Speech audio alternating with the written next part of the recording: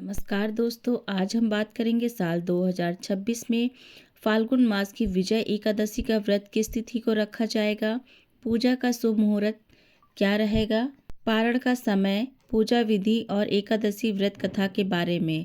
इसलिए वीडियो के साथ अंत तक बने रहें।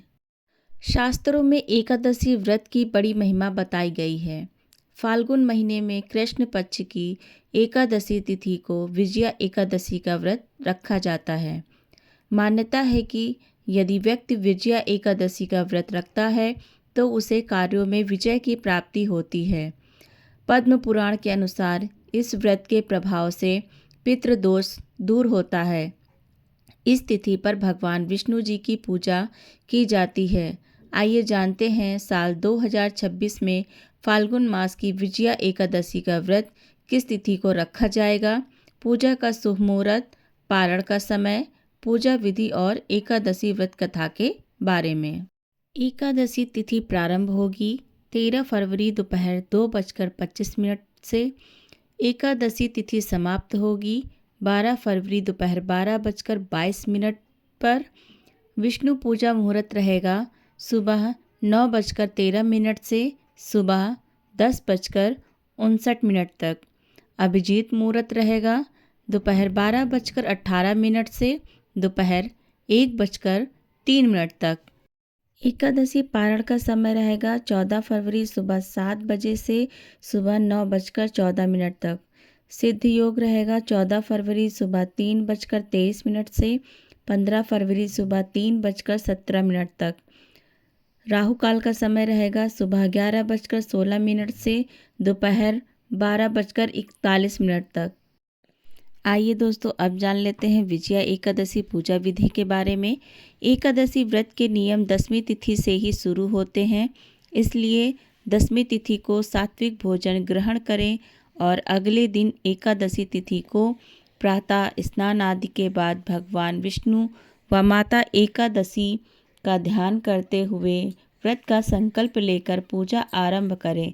सबसे पहले पूजा स्थल पर विष्णु जी की प्रतिमा स्थापित करें और उन्हें गंगा जल मिले जल से स्नान कराकर चंदन का तिलक कर पीले फलों से उनका श्रृंगार करें और उनके सामने धूप दीप जलाकर उन्हें पीले फल, पंचामृत व तुलसी दल भोग स्वरूप अर्पण करें। इसके बाद एकादशी व्रत कथा का पाठ व विष्णु मंत्र का जाप और विष्णु सहस्त्र नाम का पाठ कर श्री हरि नारायण और एकादशी माता की आरती कर पूजा संपन्न करें। एकादशी व्रत के पारण के बाद ही यह व्रत पूर्ण माना जाता है, इसलिए अगले दिन द्वादशी तिथि को पारण के सही समय और मुहूर्त में विधि पूर्वक भगवान विष्णु जी की पूजा कर किसी जरूरतमंद व्यक्ति या ब्राह्मण को दान दक्षिणा देकर व्रत का समापन करें।